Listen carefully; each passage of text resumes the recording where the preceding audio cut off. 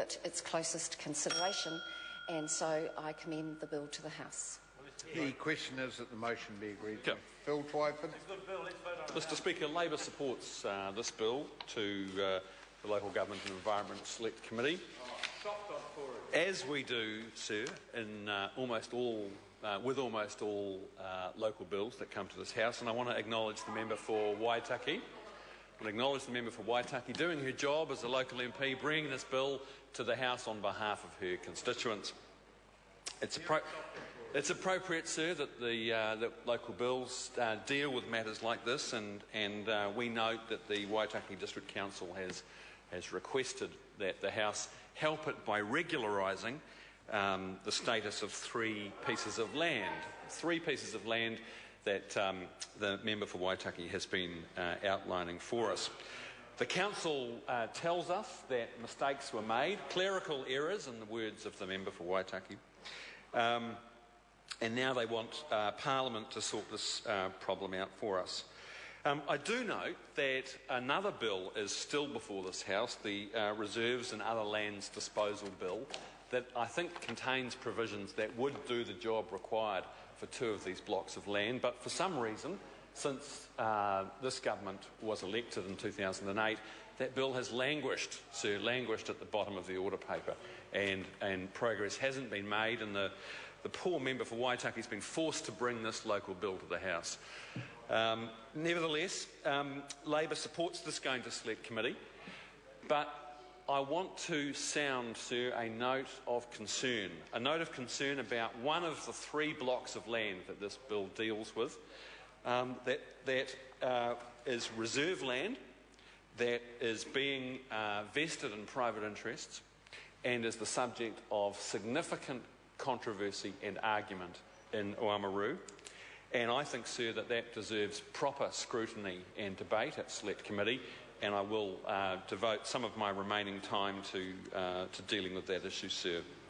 The Palmerston Showgrounds, I think, pretty straightforward case. The reserve status was discovered when the council found that the block of land did not appear on its electronic database.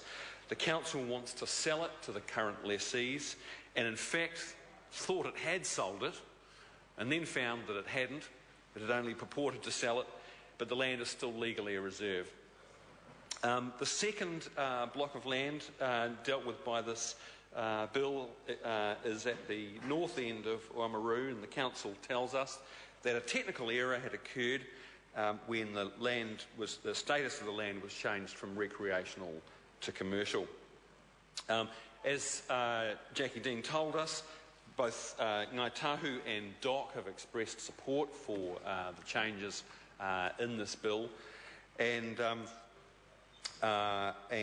the land at the northern end of Oamaru was in fact sold, or purported to be sold, by the council in 2004, and has since been on-sold to another proprietor.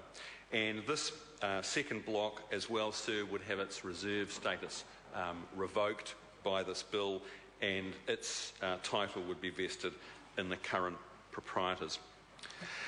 It's altogether more interesting, sir, for us to talk about Lookout Point, also known as Forrester Heights. It's controversial, it's been dogged by disputes all the way along, sir, and continues to be the subject of much argument locally.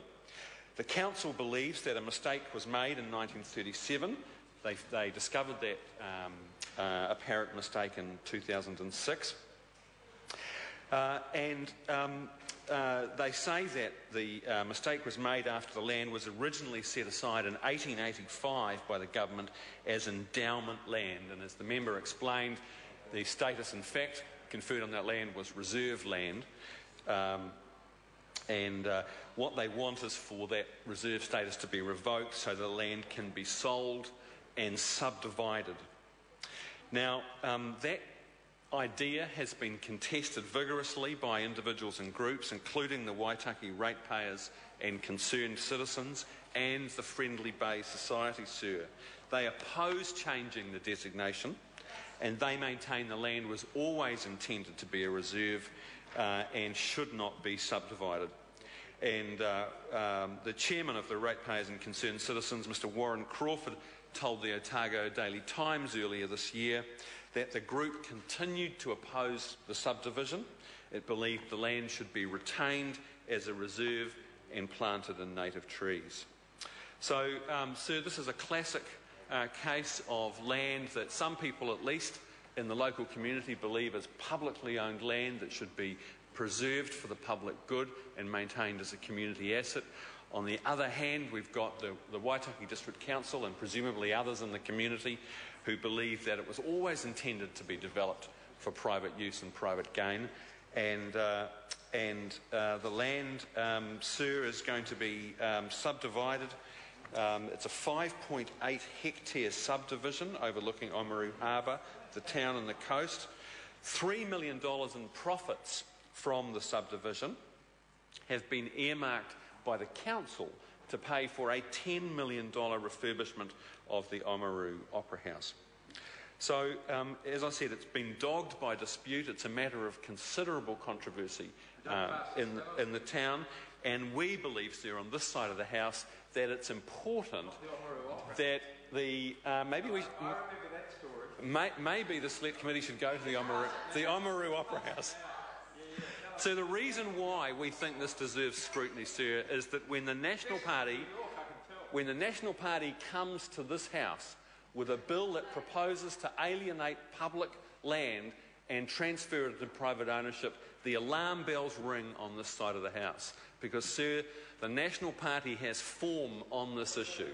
This is the party that has made an art form of transferring public resources into private hands. We see it in many bills that come to this House, sir. We've seen it in the way that they've made asset sales their primary... The time has come for the dinner adjournment. I shall resume the chair at 7:30 p.m.